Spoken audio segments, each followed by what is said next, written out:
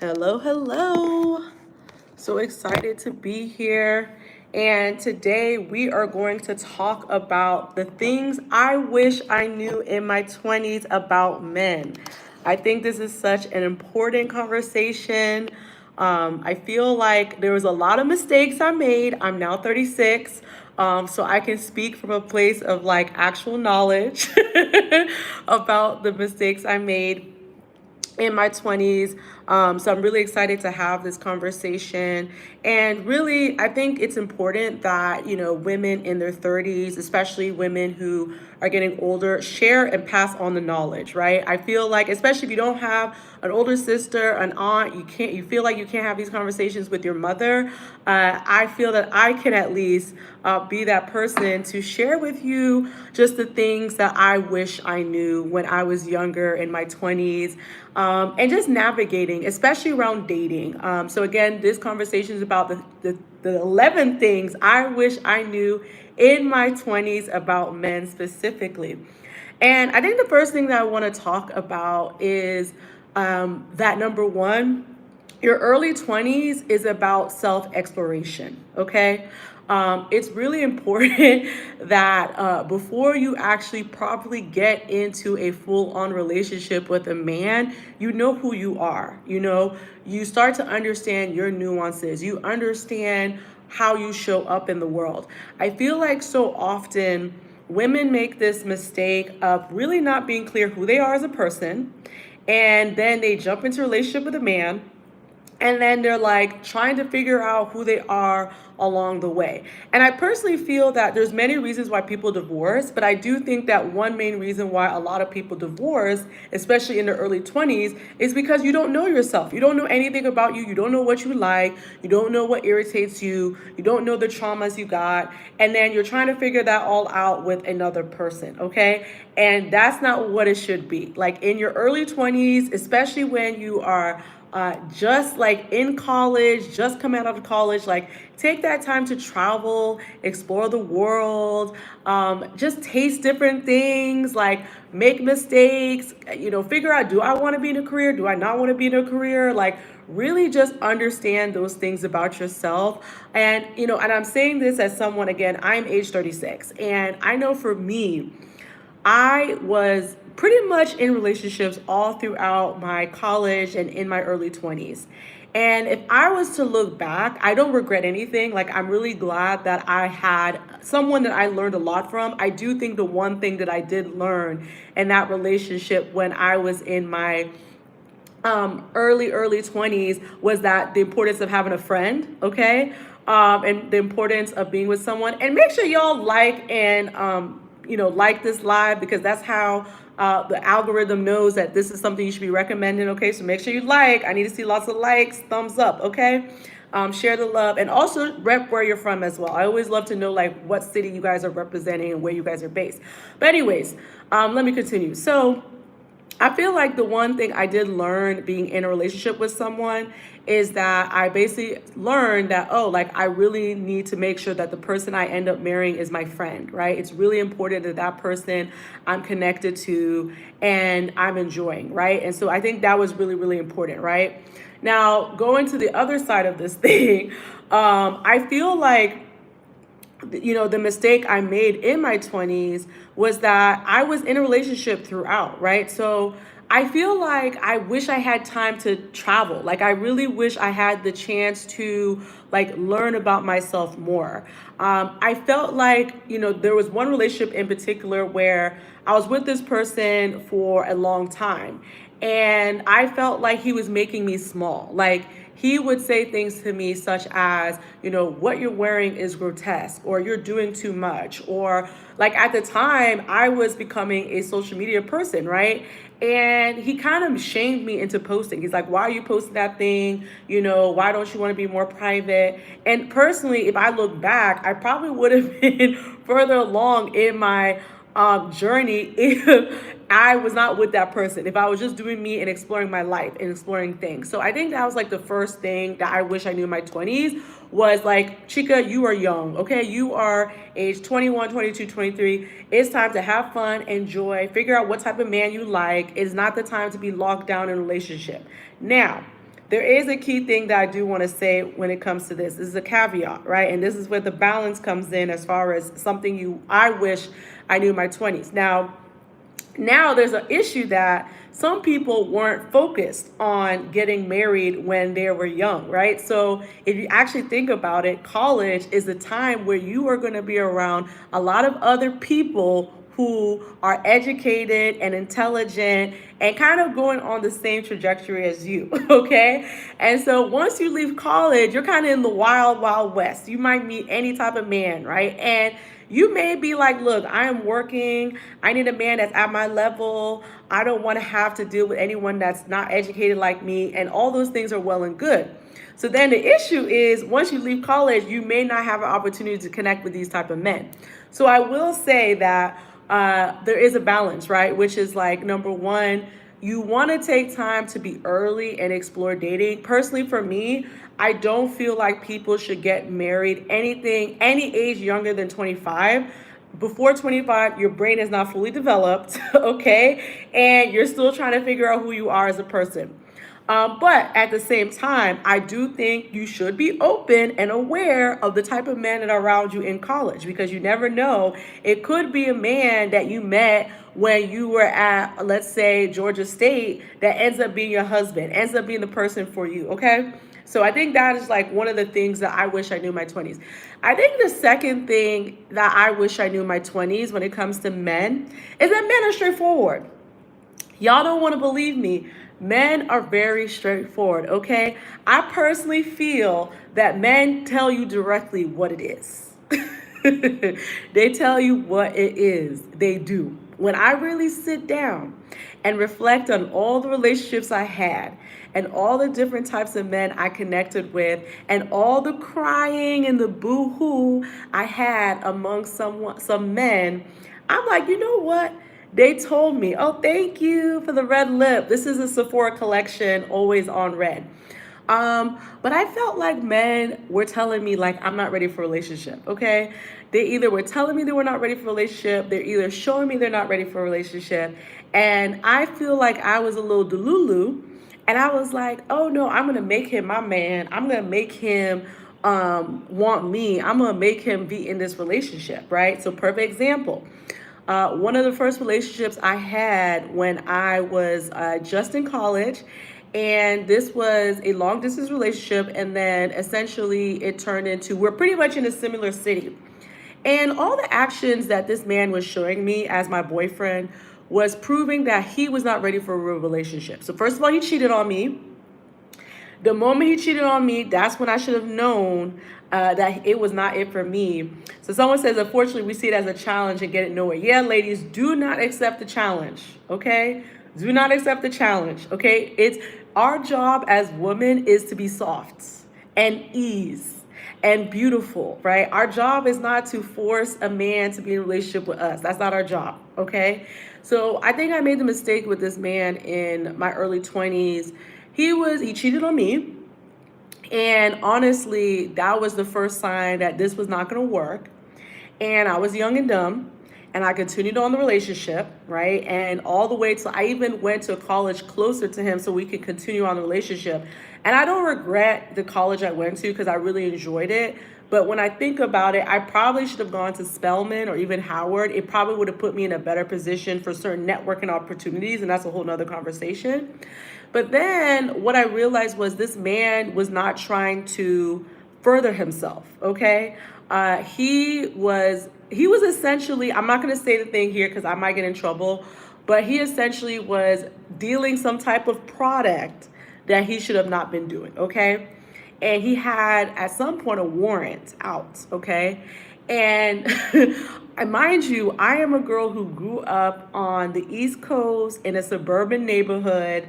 I've never had trouble with the law. I was pretty much a 3.6, 3.7 GPA student at all times. So you can imagine, like, we were on total opposite ends of the spectrum of the type of relationship that we should have been. Like, we had no business being with each other. And I feel like I was actually just so in love with him. And I was just so blinded by the love I have for him. And I didn't really reflect on if this relationship actually made sense, okay? So again, I think another thing that I wish I knew in my 20s when it comes to men is simply paying attention to, do we align, do our values align, right? And really trying to figure that out quickly. I think so many times we just waste time. We waste time with people who our values are not aligned. We waste time with people who are not serious about the future. And I think we waste time with men who are not ready for commitment. And the interesting thing about this man is that, luckily for me, 2 years into relationship, I, broke it off. And I think what really just put everything in perspective for me about this relationship in particular was, I went to visit his mother, right? And his mother loved me because she's like, oh my God, she's such a great person. She's beautiful, all the things. And then I made the mistake of essentially, could see the mother and I'm like, wait a minute, like he actually came from a good home. This woman is working, she's doing the things. Why is he in such a funny situation? Why is he selling illegal products? Why did he run away to Florida? Why is he getting mixed up with people who are in and out of jail? The math wasn't mathing. So I was like, are you rebelling against your parents? What's going on? And that was a huge issue for me because I was like, okay, you actually came from a good family, but yet you decided to rebel. That's not adding up, right? And I wanted to be with a man that had foresight and was serious about the future, right? No, I'm not telling his business because y'all don't know his name. You don't know who it is. All you know is he's the man in Florida, okay? But yeah, I think that's another thing, is that something I wish I knew in my 20s is essentially only being with people who align. If our values don't align, then we have no business being with each other. And I think, ladies, this is the reason why you need to take your early 20s to figure out what are your values, what are important to you. Perfect value we need to talk about, because again, as women, we don't talk about this enough. The 50-50 conversation. Every time I talk about 50-50 on my social media platforms, it goes wild. It goes crazy. People have such polarizing thoughts around this conversation. And I talk about it because now, as a woman who's 36, I'm reflecting on whether or not it makes sense. Thank you so much, saying beautiful lipstick. It's always red by Sephora Collection. And so I feel like for me, when I was in my early 20s, I was okay with 50-50. I didn't know better, right? In fact, I was carrying the load, okay? The man I was with for about 5 years, he was in medical school. So for me, I'm reflecting on, I'm investing in your future. I'm investing in this person you're gonna be. When you finish medical school, then I will, reap the benefits. And funny enough, I never reaped the benefits. Okay, I never reaped the benefits of me paying for this man and paying for all the things. I didn't reap anything. Okay, so for me, I think in particular, if I was to look back, I would have been very clear. I'm not interested in 50-50 relationships. I'm not interested in a situation where I have to carry the load. I feel like I pretty much spent all my money because, again, I was in a long distance relationship. I was spending my money traveling to see this guy every other weekend. I'm paying for groceries. He also expected me to take care of the home, okay? And then I'm just paying for vacations. I'm paying for different things because he was in medical school and broke. And there's nothing wrong with that, right? I think there's nothing wrong with growing with a man and, building up with him and being with him. But I feel like it's a very risky bet. And you have to ask yourself, if it does not work out for you, are you okay with the risk? Are you okay to use your 20s to build up some man, and at the end of the day, the relationship doesn't work out, and you really have to have that honest conversation with yourself.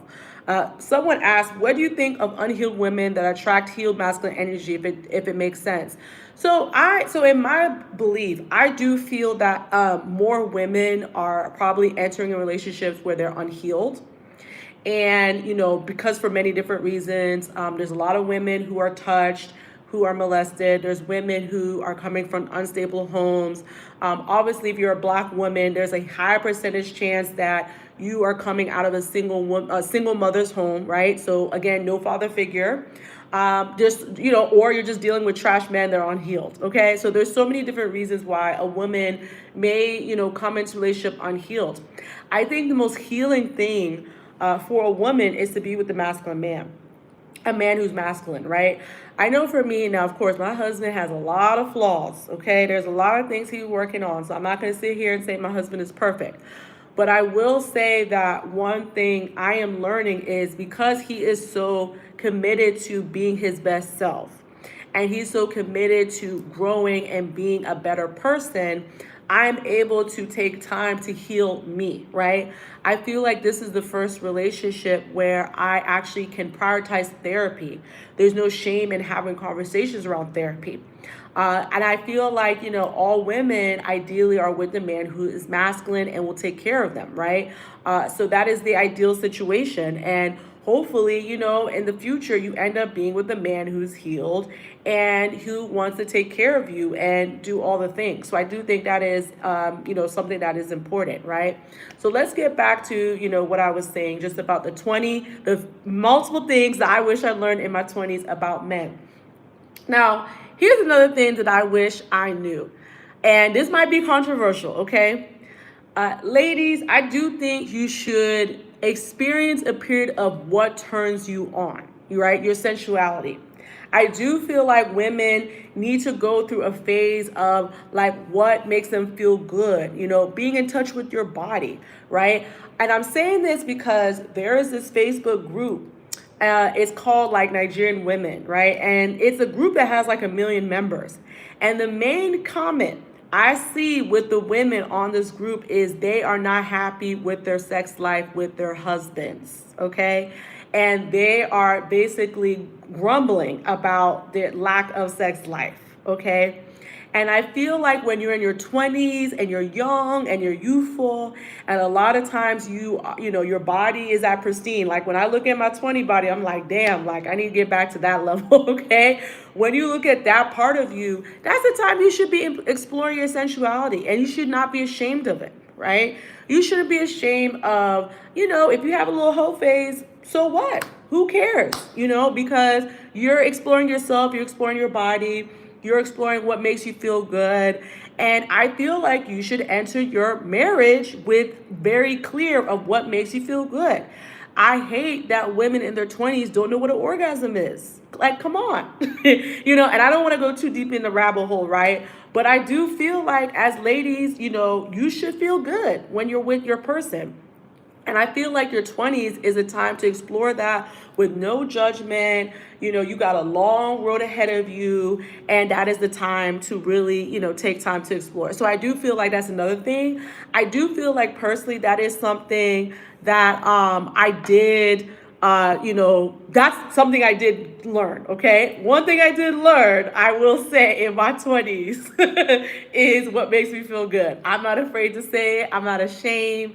I really am clear with my sexuality, okay? So I will say that's something I did, but I feel like a lot of women are naive. I feel like a lot of women do not explore what makes them feel good, what it looks like to achieve the big O. I think there's a lot of women in their 20s that are not, have not explored that. So that is another thing that I wish I could bestow upon you that you learn in your 20s.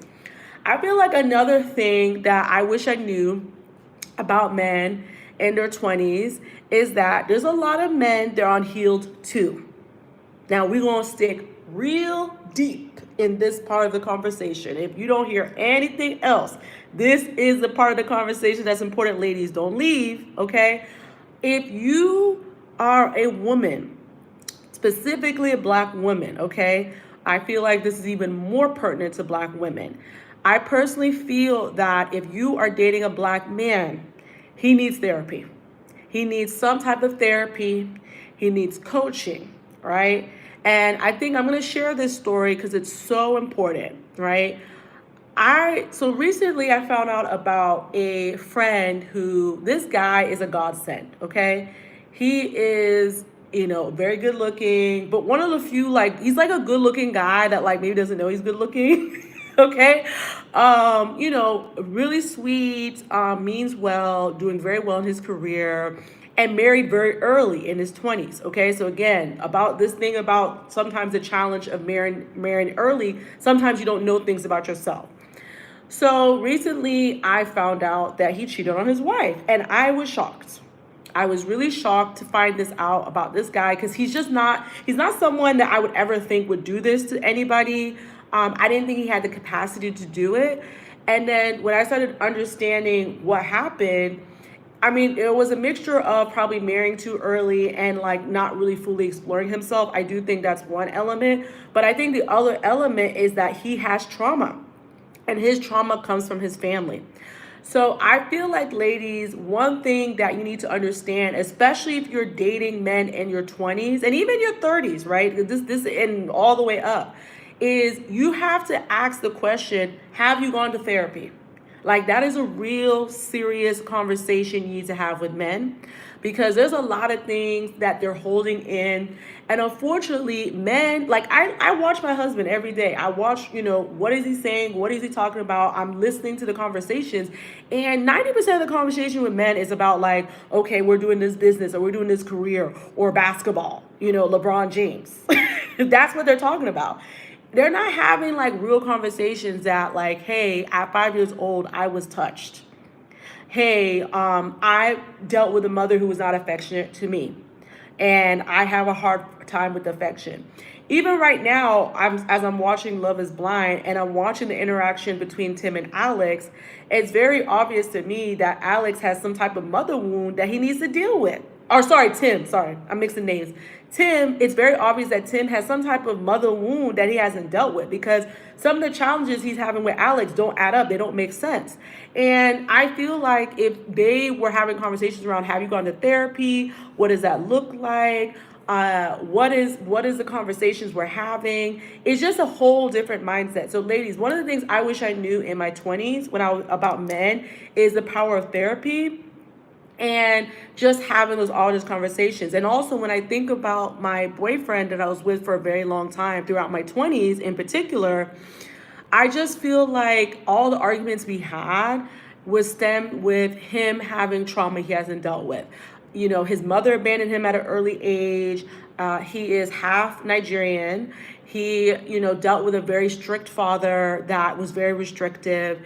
And he basically pushed all that anger and angst into me and my relationship. And I'm in my 20s, I did not have the capability of managing him. I didn't have the capability of managing his expectations. I didn't have the mental capacity to take on what he was dealing with. And I wish I knew that about myself. So ladies, you're not, I always tell women, you're not a rehab center. Your 20s is not you shouldn't be a rehab center for men in your 20s, right? And your 30s is a different thing. In your 20s, you shouldn't be taking on men that have trauma, that have issues, that have challenges.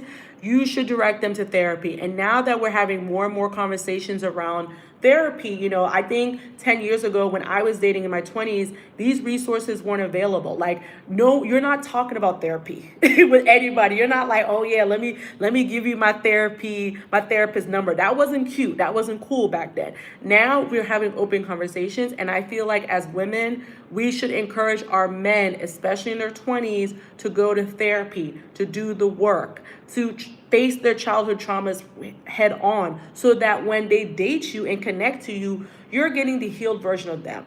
And I'm saying this because right now, and I'll be very vulnerable about my own marriage, I feel like some of the biggest challenges we've had in our marriage was because my husband did not do therapy in his 20s.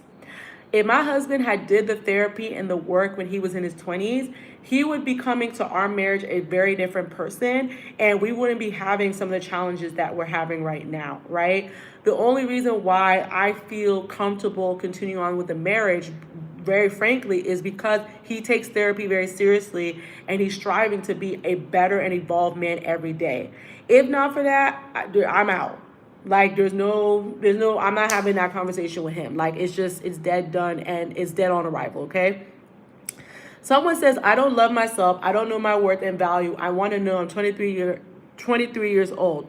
Yeah, so let's talk about that, because I think that is another thing I wish I knew in my 20s, especially when it comes to men.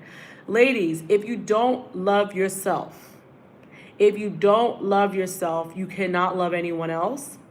And, there's so many different layers when it comes to loving yourself. If you don't love yourself, if you have not created the standard of what self-love and love looks like for you, how do you expect anyone else to love you? How do you expect anyone else to rise above your standards, to give you a pool of love? Like, you can't expect that because you don't love yourself. You gotta be honest. You have to be honest. If you don't go into any relationship very clear on who you are and your self-worth, you are going to stay much longer in the relationship than you need to. Okay, again, let me reference the man I was with for 5 years. He never cheated on me physically, right? But he definitely did have an emotional affair with someone else. And it's interesting because I remember the moment he connected to this girl on Twitter. And I remember immediately saying, hey, like, you don't think that's all the interaction between you two? And he kind of like was like, no, it's nothing. And to be honest, at the time, it maybe was nothing. Like, there was probably nothing going on. But then the issue was when I basically left for the summer, I went to a different country for an internship. Pretty much that whole period, he was having this emotional affair with this girl, right? And I came back, I looked at his phone, and I discovered it. And honestly, at that point, I should have walked away because there was really nothing to discuss. And I'm young. I still have a whole life ahead of me. Like, why am I staying in this relationship? But again, I feel like this guy broke me down so much. I didn't have a clear sense of worth. And I feel like I didn't realize the power I had. And I didn't realize the power I command. And I'm going to be very honest. I feel like I didn't really understand my beauty. I didn't understand, like, oh, wow, like I'm mad. Like I can like attract things. I didn't really understand that about myself. So I stayed in a relationship where someone was belittling me and someone was gaslighting me and someone was making me feel something that wasn't there, you know? And it's crazy because when I found out about the emotional affair, I probably stayed an additional 2 years. And what's crazy was how I even left the relationship was essentially two things happened. So number one, I lost my sister, and that's a whole nother conversation. And he was so unkind to me during that period, very unkind to me. And then I remember shortly after that, he was going on a trip and like I didn't hear from him. Like there was really no communication. And I remember being like, what's going on with the communication? And then his response to me was like, well, I don't have to communicate with you, or like, why are you on me? And I remember being like, excuse me? Like, we have been in a relationship for 4 years. Like, of course I need to know where you are. Like, you're in Mexico. I don't know when you left. I don't know when you went. Like, of course I need to understand what you're going on. And he tried to gaslight me into making me think I was crazy. And I don't know, there was something about, I think, losing my sister. I'm going to be very honest. I do a lot for her. You know, she's the reason why I cut my hair, and she's given me a lot of power. I feel like there was something about losing my sister and like almost, I had this power of like, I know who I am. You're not going to never make me think I don't know who I am. Okay. So I'm out. Okay. I'm out of this relationship. And it's funny because that was the moment that I had a sense of self-worth. Like that was a moment when I knew the level of self-worth. And ladies, between that time and all the way up until I met my husband, so this was 5 years of me working on me, right? And so I believe I left that relationship when I was around 26, 27. I did not meet my husband until I was 32, 33. So about 5 years of just me, like learning about me, self-worth, self-love, pouring into myself, being very clear of who I am, trying to understand what are my standards, how do I move around the world. And so ladies, I don't want you to do that. Like if you are in your early 20s, you need to spend your early 20s doing that love, right? Powering yourself up, understanding your self-worth, your standards. Tiffany says, hey, I love your content. Thank you so much. And sorry, Princess said something too. It's hard for me to make friends because I'm so self-conscious and I have bad social anxiety. So we'll talk about that because I do think that's an important thing too. But ladies, like, I feel like you need to spend your early 20s just understanding what the power of self-love is, right? And self-love is not about like, oh, let's do a self-care day and let's go to the spa and let's like tra la la la la. Like that's not what self-love is. Self-love is this real, like you can look yourself in the mirror and say, I love me. That is what self-love is. Like you can literally stare at yourself in the mirror and you're like, I love me. I love myself. Like, I'm beautiful. I'm wonderful. And it's not in an arrogant way, right? There's a difference between arrogant and being confident and actually loving themselves, right? Tiffany says, what should a woman do who's anxiously attached? So it's so funny you talk about this. If you literally click my YouTube link in my TikTok, I literally have a whole video about this. A whole 20-minute video where I'm talking about anxiously attached. Okay, so make sure you watch that video. But let me touch on this because I think it's important when it comes to self-love and self-worth.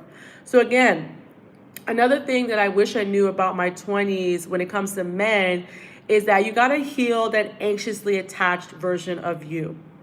And a lot of times, ladies, it comes from childhood trauma. It comes from childhood issues and challenges that you have not dealt with, right? So I'll give you a perfect example. Again, my life is crazy. I need to write a book one day because I've gone through a lot. But my parents divorced when I was age 9. And, I don't remember much because it just feels like a blur. But I remember a lot of chaos, so much chaos. Like, I remember police and like my mom and dad like yelling and in and out, and like uncles and aunties and shuffling. Like, it was a lot. So I feel like at the age of 9, I almost made like an inner conversation with myself. I need to control what is going on around me. Like, I need to have a very clear sense of inner control. And if I can't control it, I don't want to be around it, right? And I took that all the way into my adulthood, right? And so I think I'm really good with details and like making things happen and things like that because of my sense of control, my command for control. But where it shows up in a negative way was in my relationship. And again, it wasn't until I got married, because my husband represents my mirror, that he was like, you got control issues. And I was like, damn. He was like, you have control issues. And no one has ever told me that before. And it wasn't until I was with my husband, I was like, wait, I actually have issues with control. And what I started to realize when I was working with my therapist is that, what's actually happening is I'm anxious. Like, I have anxiety. And once like little Chica has anxiety and she's anxious about something, control steps in. Like, literally, it's like, whoop, like, oh, Chica's anxious, so she got to control the situation, right? And also some signs that you may be anxious, attached, and, this is something that you need to deal with a licensed therapist with, is I feel like, number one, you always are afraid that someone's going to leave you, right? So, like, literally, you're like, oh, he's going to leave me today. He's going to abandon me today, right? Or you need constant reassurance. So if you're like, hey, can you let me know that you love me? Or like, you don't tell me enough that you want to be with me, right? Like, if you're constantly saying things like that, if that is your messaging, you're probably anxiously attached. I feel like another version of being anxiously attached is that you jump to conclusions, right? So let's say the guy you're dating or someone, you're with sends you a text. And, you're like, oh, that means you want to leave me, or that means you want to do X. And it's like, that's not what the text said, babe. That's not what the text said.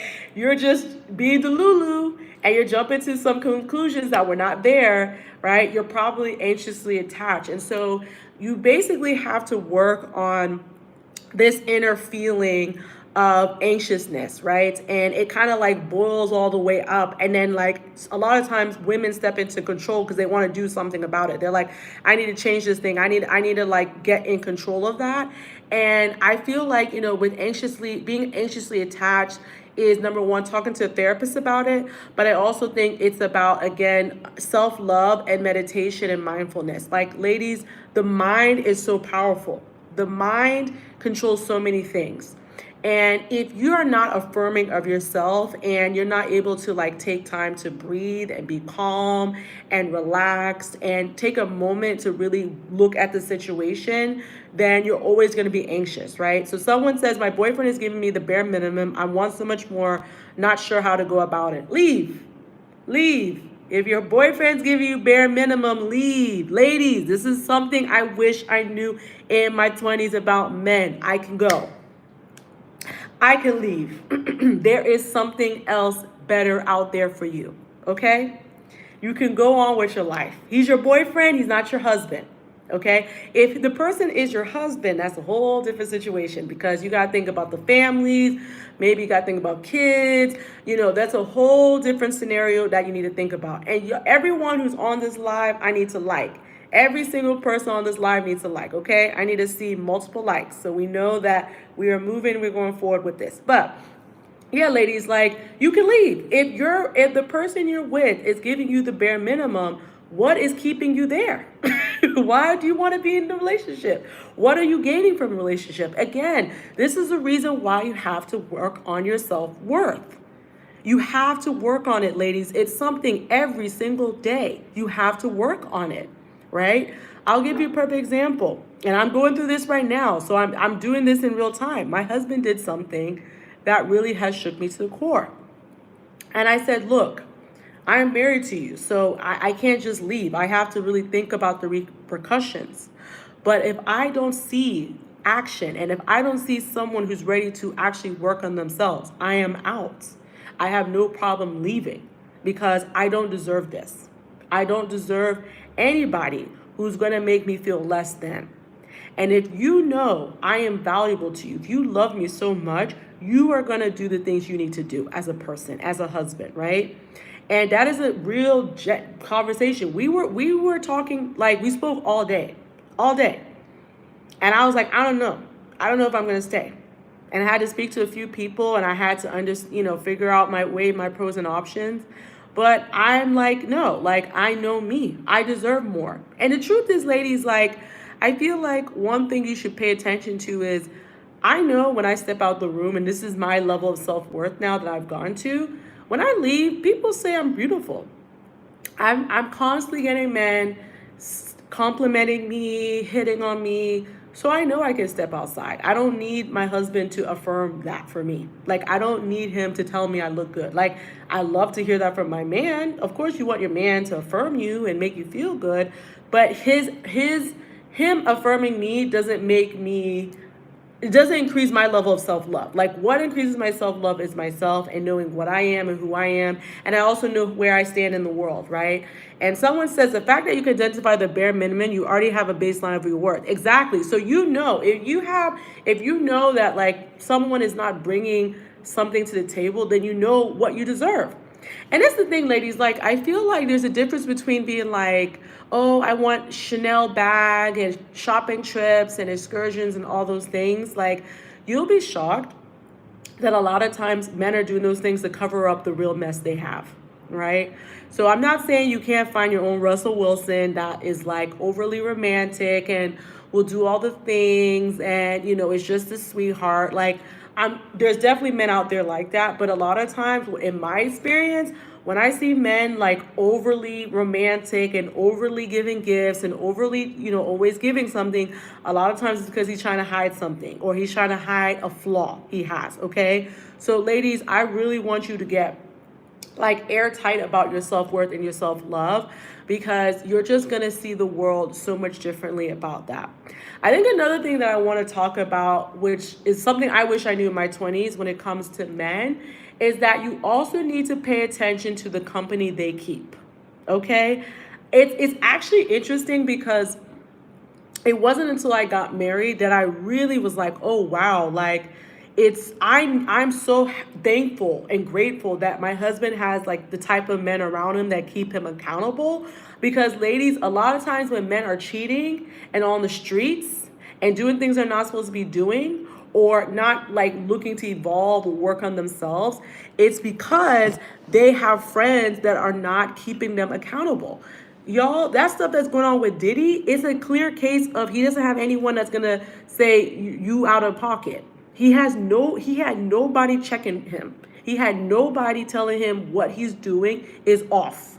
Nobody, okay? Nobody was checking for him. Nobody was making sure he was on the move he was supposed to, okay? So a lot of times, ladies, you need to also pay attention to the type of person your man is with, the type of friends he surrounds himself with. It's crucial because you are the actual addition of the 5 people around you.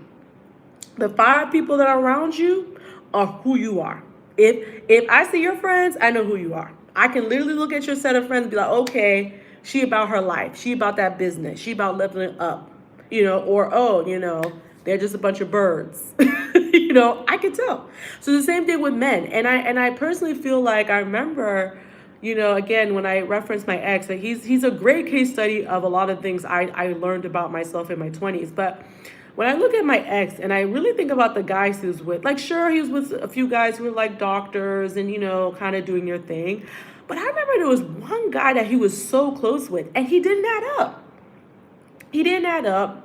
In fact, he tried to hit on me several times, which was so, like, now that I'm older, I realized I was way out of pocket.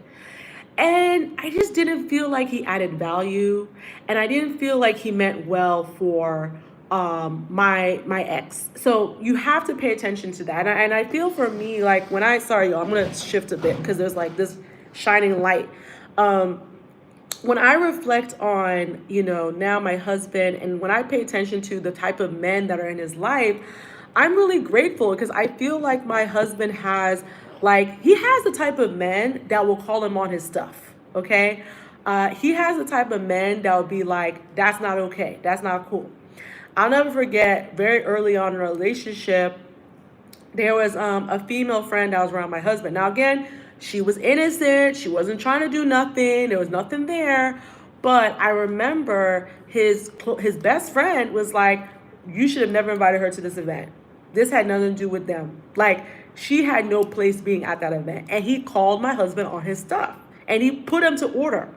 And you want to make sure you are with a man that has guys like that. Because when he wants to cheat, if he wants to, look too many at ladies, and even beyond, let's even remove the cheating and all this other stuff, but even like, you don't want to be with a man where his guy friends are not leveling up. Because, like, for example, I think because of the type of people my husband's around, it forces him to be a better person. Like, his guy friends are like, oh, we just did this today. We invested in this today. We're about this today. We're doing this today. That's the type of person you want around your husband friends.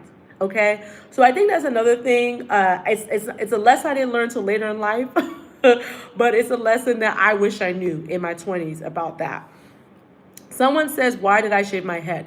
So I kind of alluded to this earlier, but I will share. So essentially, I had a younger sister, and my younger sister unfortunately had sickle cell, and my sister actually was on the path to getting cured. There is technically a cure for sickle cell. Now and henceforth, we realize it's quite risky, the cure. And unfortunately, my sister went through chemo. And that time she went through chemo, she had really long, beautiful hair. And my sister, basically started losing her hair. And as the first daughter, I was the first person to see her. I'll never forget that day. And I went into the hospital, and I noticed my sister's hair was kind of like shedding, and I felt really sad. Like, I just was like, this girl is only 17 and she's already, losing her hair. So I just went home and I chopped off my head. I had no idea what I was going to look like. Like, I literally had no idea. I just was like, I need to be with my sister and show some strength, right? And unfortunately, she lost her life. It's been 9 years now. I don't want to talk too much about it because I'll get upset and sad. But yeah, she lost her life to it. So for me, me and my mother decided to keep her head like this, to honor her, and just to, just to be a way of just remembering who she was. She was a very strong, beautiful girl. She had such a huge life ahead of her. And, for me, it was just really important that I, do this. And to be honest, what was interesting, I guess, where it's funny, like, you do something for a sad reason, but then what was interesting about it is it became my signature. So, it's almost like, I don't know how to explain. Like, it's almost like my head shaved is almost like my little, like my angel, on me at all times. That's kind of how I feel like. And what's interesting is, as soon as I shaved my head, and maybe like 2 or 3 years later, it's kind of like my whole life just changed. And I became the spotlight. And it's funny because so many people, they meet me now and they're like, I can't even imagine you with hair. And I can't even imagine myself with hair. And it's been 9 years, and I look good with hair. I had really beautiful hair. But this is just what it is. Wait, hold on. I hope no one's going live with me. Okay, sorry, y'all. So let's continue the conversation. And of course, this live, we're talking about the things I wish I knew about men in my 20s. And you can always ask any question while you're here.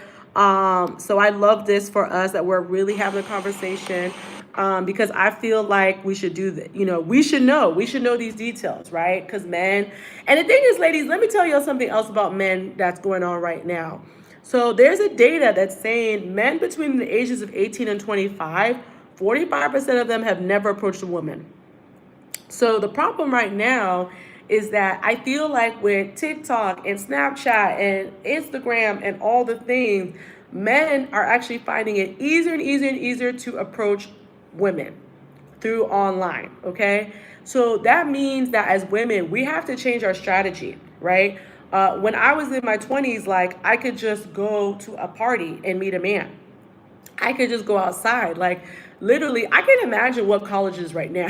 I can't even imagine it, because when I was in my 20s, I could like walk on the yard and see men all the time. Like funny enough, like when I was in my 20s, I didn't have issues with like finding like connecting with men. Like I felt like men were always approaching me and always talking to me and always like there was a guy that used to always call me chocolate drop. Like I always had men around me. So it's quite interesting now that so many young women are having challenges connected with men, because I just think men are not moving the same way anymore. Like I feel like men are, like, oh, I'll send you a DM, or like I'll poke you online, or like they're not, I don't know. I don't know what's going on. So I feel like because of that, we have to, do things differently. And ladies, I do feel that a lot of us are going to get married later in life, right? And so this is the reason why you need to spend your early 20s exploring.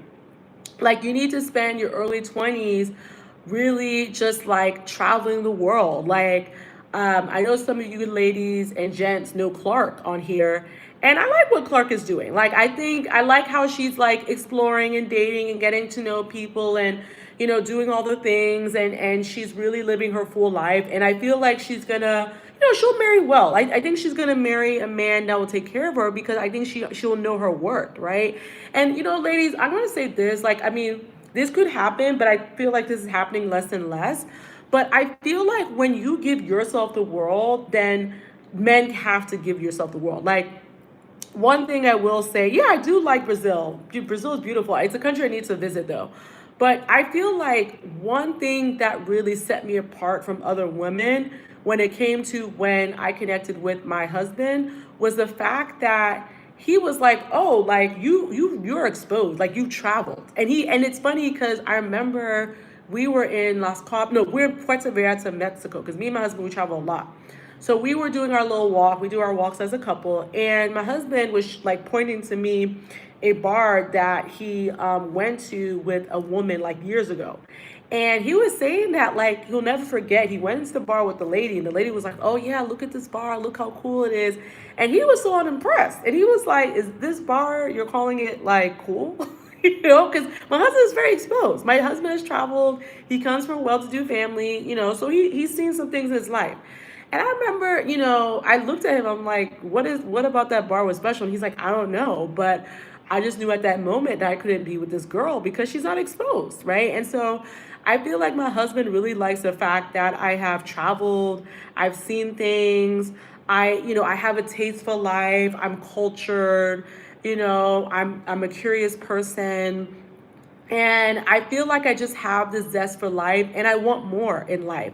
So here's another point that I want to make as far as something I wish I knew in my 20s about men is, ladies, you have to have an abundance mindset, okay? And I want to really go deep in this. And if you're enjoying this live, make sure to follow, and share with your people, okay?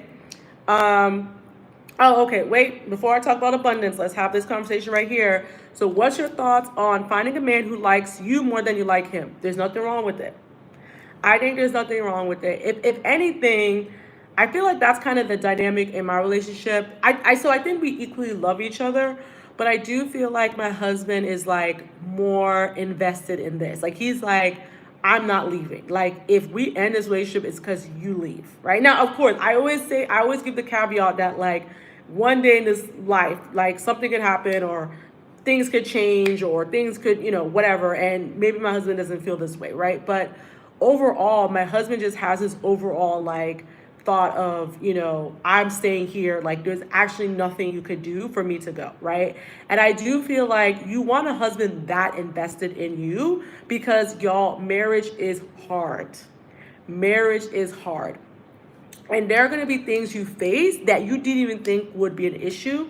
There are going to be challenges that come across, and you're going to be like, I didn't even know this was something I was going to face. Like the thing that I found out about last week from my husband is not something I ever imagined.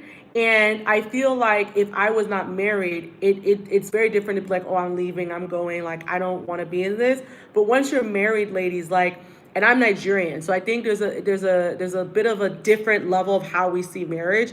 But like we see marriage as like families are involved. And so because families are involved, it's not just like 1, 2, 3 disappear. Like Nigerians, like, now of course there's an element of suffering, which I don't believe in. I don't believe in stay into a marriage until you suffer. But I do feel like you have to reflect on how can the family get involved and help and make sure things are working and aligning, right? So going just back to your point about a man who likes you more than him, I do feel like, you should be with a man who's super invested in you. So perfect example, again, Love is Blind. So I'm still, catching up. I haven't watched everything. But what was very interesting about the argument between Tim and Alex was Tim essentially was like, I'm out of this relationship because you came to visit my parents. You were taking a nap. I didn't want you taking a nap. You're being disrespectful. Like it sounded like petty things. And to be honest, like when I think about all the challenges and arguments he's bringing up as why he doesn't want to be in the relationship anymore, it sounds like to me somebody who's like, I've already decided I'm out. I don't care for you that much. I don't like you as much, so I'm out. That's what it sounds like to me. You don't want someone like that because you want someone who's ready to go through the trials and tribulations with you, right? And so again, if I think about, something I wish I knew in my 20s, it's about finding a man that is willing to be with you, like fight for you, like, and understand that like what commitment means, like what it looks like, right? You don't want fair weather commitment. You don't want like, well, today you're great and tomorrow you're not. Like that's not the type of commitment I'm talking about. Like you need someone who's like, I'm ready to take a bullet for you type of commitment, because marriage is that hard. You're like, and I don't want to say marriage is hard because like I think 99% of the time, like I enjoy my marriage. Marriage is flowing. Like, my husband's my bestie. He's my love. We genuinely enjoy each other. But there's those moments, and those moments get difficult. So, and you need someone who's ready to stick it out with you, okay? I think another thing that I wish I knew about men in my 20s is, actually, before we continue, so what if I've been with someone and we tried to build together and I grew, he did it. Now I found someone who really is all about me value-wise, but I'm scared to do that cycle all over again. So Tracy, first of all, where are you from? And again, ladies, let's talk about this because this always goes back to cycle, all right? And it always goes back to self-love and self-worth, right? So I think, ladies, here's the other lesson that I wish I knew in my 20s about men. Men that are real men have an inclination to build. Men who are real men want to be ambitious, right? Okay, you're from Seattle, East African Black. Okay, I love that background. Okay, I understand. So I feel like men want to build. They want to be among builders, and they want to build a home. They want to build a family. Like they have that natural inclination to do that. So if you're with someone who doesn't want to grow, that is fine. But then the problem is you yourself as a woman, if you're in Seattle, I would imagine maybe you're in tech or something of that nature, it's going to be very hard for you to stay, right? You're going to be grinding your teeth. And I think the one thing you need to understand about yourself as a woman is that the moment you lose respect for a man, it's very hard for you to go back. It's really hard for you to go back. Like, as soon as you lose respect, you might as well just kill off the relationship because there's nothing going on there. And I know you said you're scared to start off the cycle, but what if on the other side of this new person you're with, it's magical? It's beautiful. What if, you know? And you don't want to stay with someone and your thought is what if, what if, what if. You don't ever want that thought. As much as, we sometimes me and husband go through trials and tribulations, I don't think about it. I don't like say to myself like what if? Like I don't sit there with my husband like, well, what if I was with someone else, or what if, like that's not really the mindset I have, because I know that I'm with the right person, at least for now. Okay, I feel like I'm with the right person. So I feel like you need to be focus on being with someone and loving yourself first, and focusing on someone that is, helping you build and grow. Because I will say, with my husband, what I got from him and what I'm always gaining is a better sense of self. He adores me and he wants me to win. He wants me to do better. He truly like supports my dreams and my goals, and that's what you want. You don't want to be with someone who you're the one dragging again. A great example of this in real time, because I love these TV shows because you can learn a lot, and literally you can go on Netflix right now and click these shows and see these as case studies. I look at a lot of these reality shows as case studies. If you look at Love is Blind, again, I don't know what's going to happen with Hannah and Nick. Who knows? But Nick is way too immature to be married. He has no business being married. And Hannah is always going to be focused on the lack of respect. And as a girl, I think she's in her 20s, she's not even 30 yet. It's going to be a very long, hard road, okay? And the thing is, Nick doesn't even have potential to me. He's just there. Like, he's not paying his own bills. He doesn't know what it looks like to take care of himself. He doesn't know how to love. Like, you that's not the type of relationship you want to be in. You want to be in a relationship that's thriving and growing and building and beautiful and loving. Like, that's not going to make sense. So I think for Hannah, she needs to leave that relationship. And I feel like if you want to watch in real time what it looks like to be in a relationship with someone who has a lot to do and has a lot to maturing, you can watch it there. And ladies, I think another thing you need to know about men in your 20s and beyond is, ladies, we mature faster than men. We mature faster than men. So again, if you're with a man and he's very immature, that's not the time to enter a relationship with him. Okay? Ladies, men are like taxi cabs. They're always driving down the street. You can always see them, they're driving. Do not enter the taxi cab and the light is not on. Okay? If the light is not on, you have no business entering that taxi cab, because it's not ready.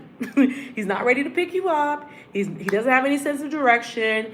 There's nowhere for him to go. So what are you doing entering the taxi cab with that person? And I think a lot of times, especially now with the advent of social media, we are seeing these weddings and we're seeing all these, these bridal, oh my God. Like, I think too many of us are ready for the wedding and we're not ready for the marriage. I'm saying that again. Too many of us, especially in our 20s, we fantasize the bride, we fantasize getting married, we fantasize all these things that don't matter, ladies. Okay? Your wedding is one day.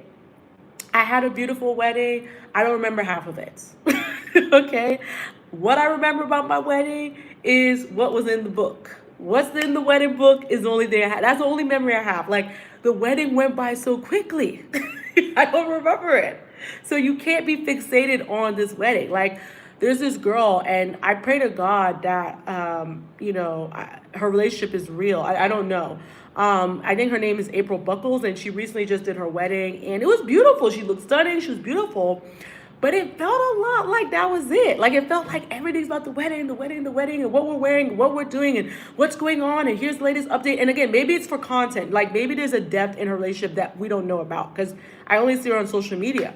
But I wonder, did she prepare for the after the fact? Like, that's the question I have. Like, okay, after you did the wedding happened, what's happening afterwards? Like, that's the question I have. What is the situation, Someone says, how do you repair a relationship that has been slightly strained from anxious attachment? So I think this is quite layered, and I can only answer it off of, very limited information, because again, I don't know if, how is the person reacting to it? I don't know if you guys are newly in a relationship. Like, I think when you're anxious attachment, there's a lot of different, like, things you have to consider. I think number one, you have to ask yourself, when you're anxious attachment style in a relationship, is it because the person is not calming your nervous system down? Okay. And if the person is not calming to you, you have to figure out why and what's going on, right? And I feel like number two, is it because you have not dealt with a trauma, right? And sometimes the best way to heal a strained relationship from anxious attachment is to go to therapy, right? And it could be both of you guys going together. Even though personally, I believe most of the time when people need to go to therapy, it's for individual reasons. So I feel like you need to, like, potentially that might be it. Like maybe you need to, as an individual, go to therapy and deal with it. And I think the question you need to ask yourself is this person patient enough to let me heal? Right? Is this person ready to, deal with me and ready to like go through the ebbs and flows of me being anxious? Like, I'll say this for myself. I think I have more of a secure attachment style. It is because it's something I worked on over the years. And I have a YouTube video where I talk all about how I went from anxious to secure attachment. But I will say there have been some strains in my relationship that's made me anxious. And I will also say that I do suffer from anxiety. And I've noticed that I have like tight periods of anxiety. And I feel like for me, what has helped my relationship is being honest about it with my husband, right? So recently, when I got the news, or this information my husband shared with me, I told him that, number one, I have anxiety and I need help through those moments. And I need you to like calm my nervous system down. I need to be with someone who's gonna make me feel better and feel okay and reassure me in those moments. I don't need constant reassurance. So there's a difference between being constantly reassured and like in that moment, like reassuring me. And I basically told him that if you are not a safe space for me, I cannot be secure. I can't be secure in a relationship if you are doing things that are creating betrayal in a relationship. So I feel like if you have a strained relationship, you need to ask yourself, why is there a strain? And you need to ask yourself, is the person I'm in a relationship causing the strain? Or is it me? It's those are kind of, that's kind of the best I can give, because again, like I need more insight in depth into why it is. But I do feel like you can heal from it, right? I definitely feel like just because someone has anxious attachment style, they can move to secure. But I feel like again, ladies, I'm always going to go back to in my 20s, because this is the reason why we're all here today, is that if you focus on the healing and the inner work in your 20s, then I feel like by the time you hit 30, and a lot of us are most likely going to get in a relationship in our 30s, you are going to really thrive. You're going to feel good. Everything's just going to flow, and you're just going to like see things differently. And I also feel like you're going to have a different level of self-worth because of it. Okay. So I feel like that's kind of the best thing I can, share with you. And then obviously people, I always love when you share any questions or insights or, comments you have. But I feel like another thing I want to talk about, something I wish I knew in my 20s about men, is that, some men can be dogs. Like a lot of men are trying to figure out themselves, right? And it's okay that I'm not with every single man. I think a lot of times we are, as women, are vying for the attention of men. And I feel like something we need to understand is that, ladies, you are the prize. Like, literally, you are the prize. Like, you can bring life into this world. You can do something magical. You have intuition. You have so many things that men don't have. And so I feel like we need to move accordingly, and we need to understand that. And a lot of times when I see women, they're moving in this moment of not understanding they're the prize. They're moving kind of in a way of like not understanding the power of we as women. And I really wish more women understood their innate power. And I also wish women understood that, men know that power and they're able to tap into that. And I think another thing, ladies, like, this is like maybe I watch this show. A lot of my, thoughts, ideas comes from shows, because I think shows are kind of a mirror of the reality. And again, this goes more so for my Black women, is I think we prioritize baby mama culture too much. If I can go off here for a little bit, I feel like there's a lot of women in their 20s and they're focused on how can I trap this athlete, this person, and I'm fine with being a baby mama and I'm fine with the situation. And I don't understand that. I really don't understand that. Thank you so much for the rose. Thank you for the gift. Yeah, someone says, "Oh my God, I just made a TikTok about this." Yeah, I don't understand the baby mama culture. I don't understand why we glorify it. And a lot of these women that are baby mamas are in their 20s. So I'm going to talk about it because it never interested me to be a baby mama to anybody. And it doesn't make sense. Like it really doesn't make sense why you would be okay with that. And the reason why I'm saying this is I was recently watching this show on Netflix about the starting five, right? It's about like the five athletes everyone's looking at. And I remember like, I think two or three of the dudes on there they showed their children, right? But they didn't show the mother. So clearly it's a baby mama situation. And I said, you know what's crazy to me is that you decided to lay with this man and have a baby. But then now he's being featured on Netflix. You don't get the benefit of it. Like literally all I'm seeing is the kids. Like what was even more crazier was one of the dudes, you see the child, you see the son, you see his mother, you see the nanny. The nanny even had a spotlight, but you didn't have a spotlight and you're the baby mama. That doesn't add up. It really doesn't add up. And I think a lot of women who are doing this baby mama thing, and a lot of them, it ends up happening in their 20s a lot of times. I feel like they do it because they feel like, oh, well, like, again, lack of self-worth. So it's like, well, I may not have a chance to be a wife, but at least I'm a baby mama to, a man that got money.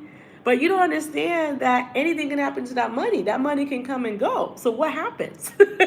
What happens? Like literally, there was a guy I met. He was a great Celtic player, great Celtic basketball player. And he basically got on drugs and that's the end of that. Like what happens, Someone says, I also think married people are talking about the importance and benefits of marriage. I agree. That's the reason why I'm here. That's why I created my platform. I do feel like a lot of women get married and kind of disappear. And they don't talk a lot about why marriage is important. And the thing is, ladies, like if you want me, like the live, if you want me to talk about the importance of marriage and the benefits, let me know. I will say though that I feel like there's a lot of black men that don't prioritize marriage and they prioritize children. Like what I see a lot of times with black men is they're prioritizing legacy building with a child and they're not prioritizing a unit. And I will say this, the biggest difference between I feel like white families and black families, and there's systemic reasons for this, right? So I won't go too deep because I don't want to get too off topic, is I do feel like they prioritize generational wealth, white families, and they understand that comes through the family unit and they understand it comes through the mother, right? And I think black families are just like having children and they're not thinking about legacy building, they're not thinking about family unit.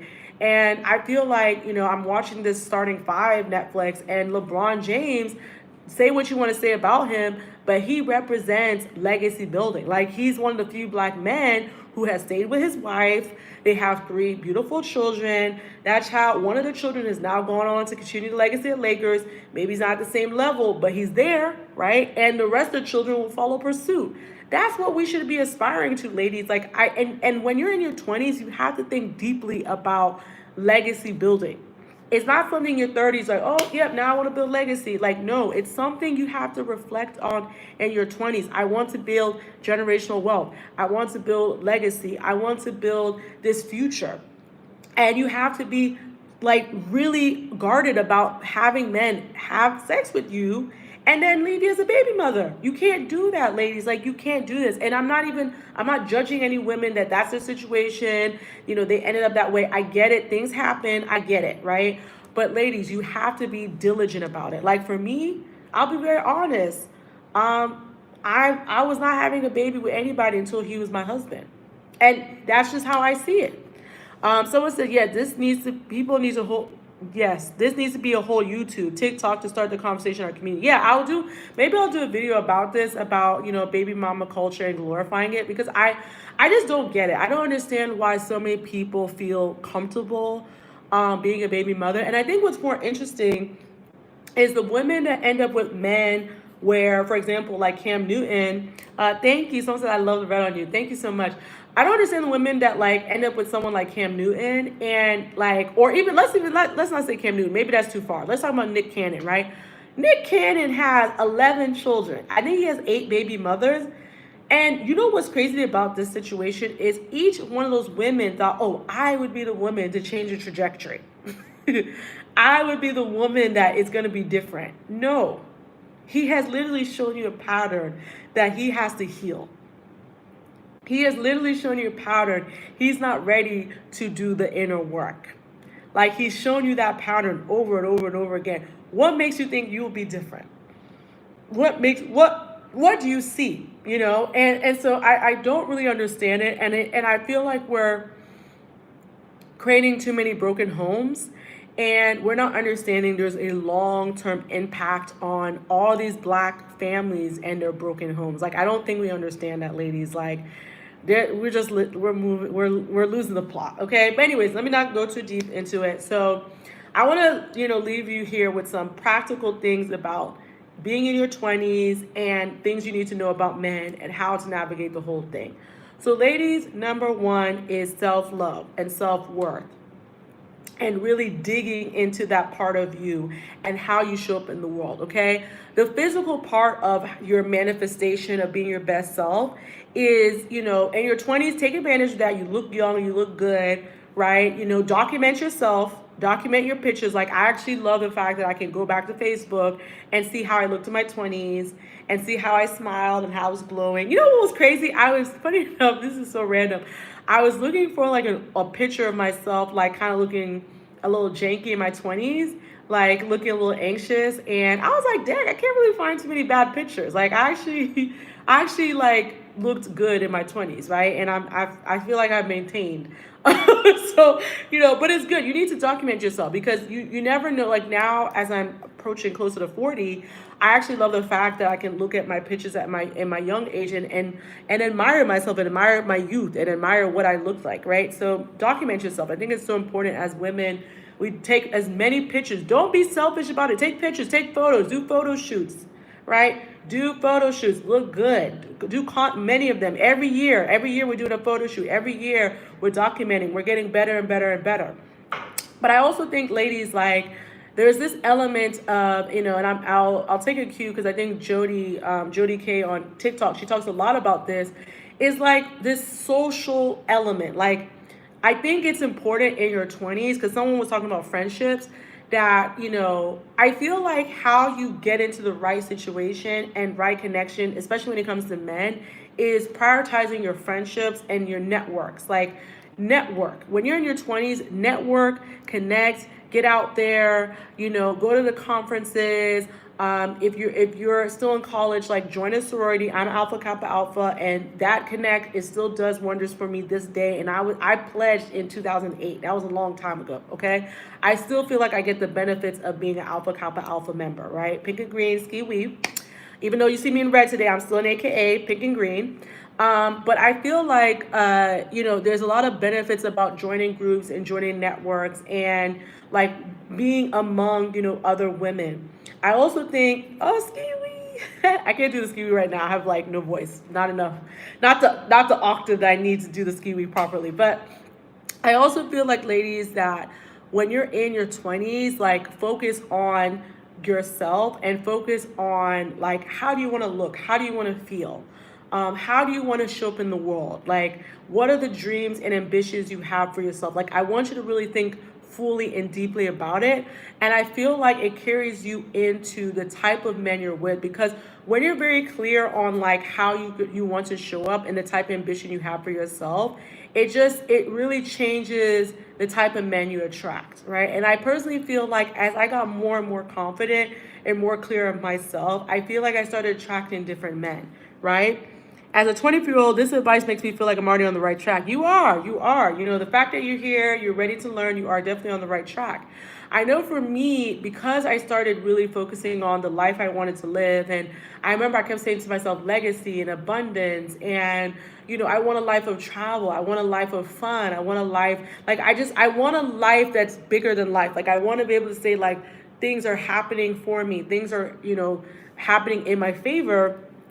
I do feel like I attracted a man that matched that for me. Like, it's so crazy.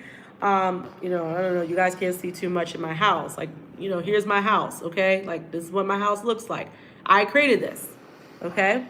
You see the art on the wall, you see all that, and it's funny because I decorated this house, and my husband paid for everything pretty much. And I feel like, I attracted someone who was at that level with me. Like, he literally is, he always gets so happy and proud showing off our home because he's like, oh, like, she did this, all of this was her. And we have the same aesthetic, we have the same type of taste.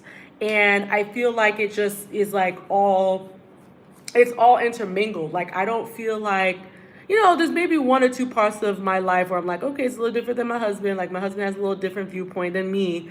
But I think for the most part, when it comes to values, pretty much overall we're aligned. And that is the work you have to do young. Like, you don't do that work in your 30s. Like, oh, obviously you're always working on yourself, but I feel like in your 20s, that's the time for you to discover yourself and to do that inner work, okay? I also feel the last thing I want to leave you, with when it comes to things I wish I knew in my 20s about men is, ladies, you have time, okay? Do not rush. Do not rush, do not rush, do not rush. And the irony is, Gabrielle Union, okay, I'll talk about this real quick. Gabrielle Union did a video that's been going viral about, things to learn in your 30s, because she's in her 40s now, right?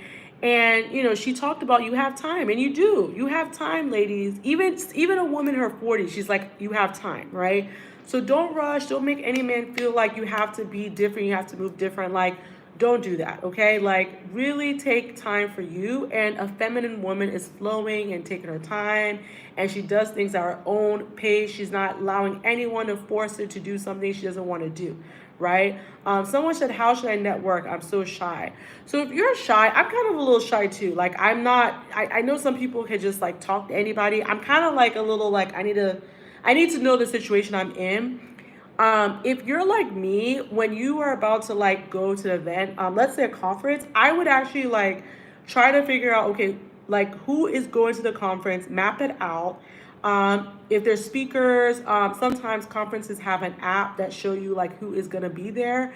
I would kind of map out who you want to connect with, figure out why you want to connect to them, and when you and walk up to them, but you already did the prep work, so you're not awkward about it. Because, for example, I just recently went to a conference, and again, I'm shy, so I'm not the type of person to like start talking to every single person I see. But what I did do was I started to write down, based off of the speakers, who is speaking, why I want to connect to them, right? And I actually walked up to them and I was like, oh, like, for example, Janae Naylor, right? She's a well-known creator, High-Low Lux. And I wanted to connect to her, and I knew she was speaking. And so I went up to her and I said, oh, I want to thank you. I really enjoyed your YouTube membership. I learned so many things about myself as a creator. I learned so many gems. And she was like really receptive. She spoke to me. We connected. We had a really good conversation. And I feel like I didn't waste her time, and she was like, like, she's like, oh, let's make sure we connect, right? And so I sent her a message afterwards. So I feel like if you're shy and you're like, I'm not the bubbly type of person, I'm not the person just to randomly walk up onto someone, then do a little like pre-research of the type of people that are going to be there. If you can get specific names, even better. And then you'll be able to like walk into the room and talk directly with points. Like, you'll have talking points. I think that's the best way to do it. I think one thing I want to also say, ladies, that are definitely in your 20s, is I want you also to read, okay? As silly as it sounds, a well-read woman moves differently. A well-read woman, I love reading books. I love educating myself. Like, you should have a you should have a element of self-learning and a continuous life of learning. Okay, you should always be educating yourself, self-leveling yourself, learning more about yourself. Like, you should be like, and it's not just about TikTok or YouTube. Okay, sure, I can share as much advice as you need, but actually read a book. Read a book, listen to an audible, do research, like actually take time to educate yourself. Yeah, saying I'm 30, I want to start reading so badly. Yeah, you need to read. You need to read self-development books, read books about inner healing. One book that I love is The Art of Seduction. Such a great book. You learn so much about yourself in The Art of Seduction. You learn about different seduction types. You learn about what is anti-seductive, and you learn history of like how people like Marilyn Monroe and Cleopatra and John Kennedy, like why these people are seductive. You learn so much in that book. So you need to, and some of these things you can't get online. Sometimes you need to read a book that's well read and well researched, okay? So that's another thing. Don't waste your time just being on TikTok all day. Like, sometimes actually take the time to read a book. I think for me, like, people are like, oh, you're so articulate, and like, I could just speak on the cuff if I need to. And I feel like it's because I grew up reading, and I spent, and I still learn. Like, every day I'm educating myself. I'm learning things. I'm reading books. I'm learning more. Like, I'm always educating myself. I feel like it's so important that you don't want to be like, you know what you don't want, ladies, and men can feel this, because I feel like men are a little more inclined, not fully, but I do think a lot of men are more inclined to do some of this more self-development coaching stuff. And you don't want to be a woman that's dense. Like, you don't want to be a woman and a man is like, oh, she doesn't have any depth. Like, she lacks substance. Like, she doesn't have nothing going on for her. Like, you don't want to be one of those women where men feel like there's nothing for you guys to talk about because you're not well read, you're not educated, you don't know what's going on in the news, you can't hold a conversation. Your body and your looks can only take you so far, okay? I feel like for me, when I think about why my husband loves me so much, I really feel like he loves how curious I am. He loves like how I'm always learning and striving, and he loves like the conversations we can have. And it's crazy because we've been together for like what? Almost 5 years, and there's never a day we don't talk. And we're always talking. We're always like, we just be talking. Like, I don't even know what we be talking about. We just be talking. And and most of our conversations are not gist. It's not gist. It's not like, oh, let me tell you the latest tea. It's not like, it's not surface level. Like, we can have really in-depth conversations. And I feel like we do that because he reads a lot and I read a lot. He probably reads more than me, okay? My husband can sit down and read a book, okay?